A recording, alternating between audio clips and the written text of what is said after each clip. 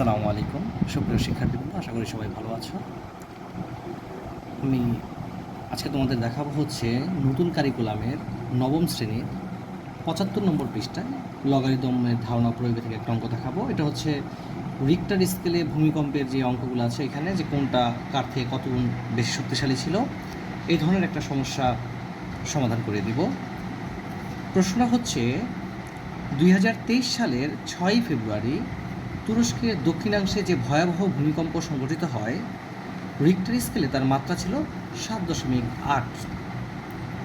প্রায় 9 ঘন্টা পর তুরস্কের দক্ষিণ পশ্চিমাংশে আরও একটা ভূমিকম্প সংঘটিত হয়, যার মাত্রা ছিল 7.5, অর্থাৎ আগেরটা ছিল 7.8, পরেরটা হচ্ছে 7.5।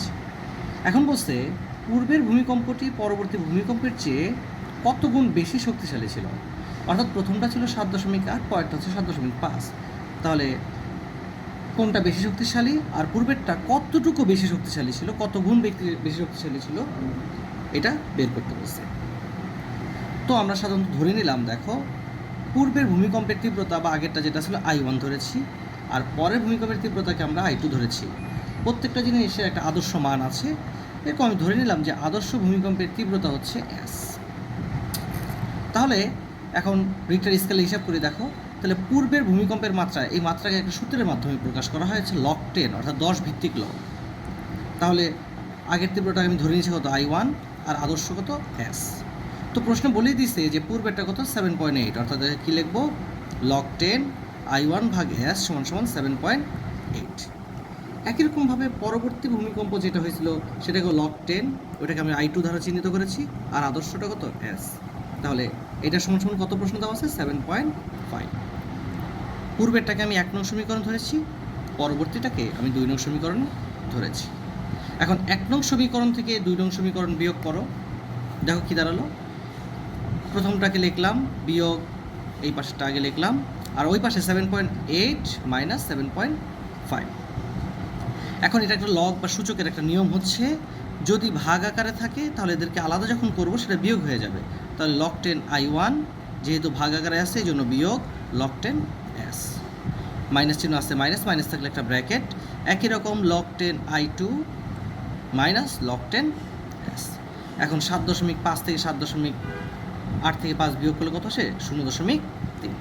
এখন এটা যা আছে তা লিখলাম, প্লাসে মাইনাসে মাইনাস log I2, মাইনাসে মাইনাসে প্লাস log 10 S। দেখো প্লাসের log S মাইনাসের log 10 S কাটা চলে গেছে, বাকি আছে কি log 10 I1 minus log 10 I2 সমান 0.3। এখন এই যে একটুকে যে কাজটা করেছি, ভাগ ছিল বিয়োগ আকারে ভাঙছি, এখন এই দুটো কি বিয়োগ আকারে আছে, আমি একটা কমন নিয়ে ভাগ আকারে লিখলাম। এখানে একটা ব্যাপার খেয়াল করে দেখো, এই যে এইখানে যে মানটা পেয়েছি এটা থেকে লগটাকে আমি সরিয়ে দিব। এখন লগটা সরানোর নিয়মটা কি? নিয়মটা হচ্ছে log 10, যেটার পাশে যে সংখ্যাটা আছে এটাকে ঠিক পাশাপাশিই লিখব। লগের যে ভিত্তিটা আছে এটা ওই পাশের পাশে লিখব, আর ওই পাশে যে মানটা আছে এটাকে তার পাওয়ার আকারে উঠাই দিব। আমি আরেকবার রিপিট করছি, কথাটা খেয়াল করো। লগের পাশে যে মানটা আছে এটা ঠিক জায়গায় বসে থাকবে, সমান সমান লগের যে ভিত্তি, এখানে 10 থাকুক 9 থাকুক 5 থাকুক যাই থাকুক, ওইটা সমান সমান চিহ্ন ওই পাশে বসে যাবে, আর ওই পাশে যে সংখ্যাটা ছিল সেটা পাওয়ার আকারে উঠে যাবে। তাহলে দেখো I1 I2, log 10 উপর 0.3 যদি আমি ক্যালকুলেটারে করি তাহলে মান আসতেছে 1.995। আর গুণ করলে কি আসে, I1 দিয়ে 1 গুণ করলে হয় I1, আর I2 এটা পাইছে কত 1.995। I1 এর জায়গায় I1, I2 1.995, এটা কি লেখা যায় 2 এর কাছাকাছি, এই জন্য এটাকে 2 লেখা যায়। অর্থাৎ I1 তো আমি বলছিলাম আগের যে ভূমিকম্পের তীব্রতা সেইটা, I2টা কি পরবর্তী যে ভূমিকম্প হচ্ছে তার মাত্রা তীব্রতা।